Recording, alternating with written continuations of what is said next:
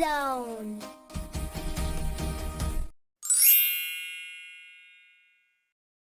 ఒకప్పుడు శామ్ అనే పేరు గల ఒక ధనవంతుడు జీవించేవాడు. అతను చాలా లోబిగా ఉండి ఏదైనా కంటే డబ్బుని ఎక్కువగా ప్రేమించాడు. ఒకరోజు మార్కెట్ గుండా నడుచుకుంటూ వెళ్తున్నప్పుడు 50 బంగారు నాణాలతో నిండిన ఒక సంచిని శామ్ పొరపాటును కోల్పోయాడు. ఒక పేద కార్మికుడి కుమార్తె ఆ సంచిని రోడ్డుపై కనుగొంది. ఆమె కుటుంబం పేదగా ఉన్నప్పటికీ ఆమె నిజాయితీ గల అమ్మాయి.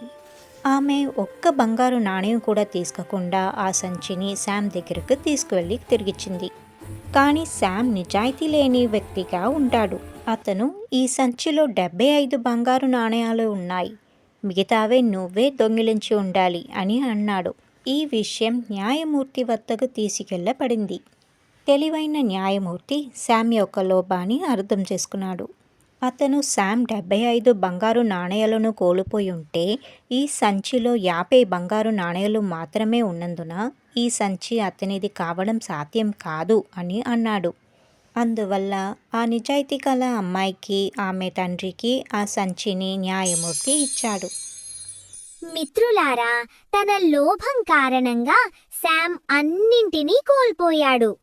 Like and subscribe for more videos.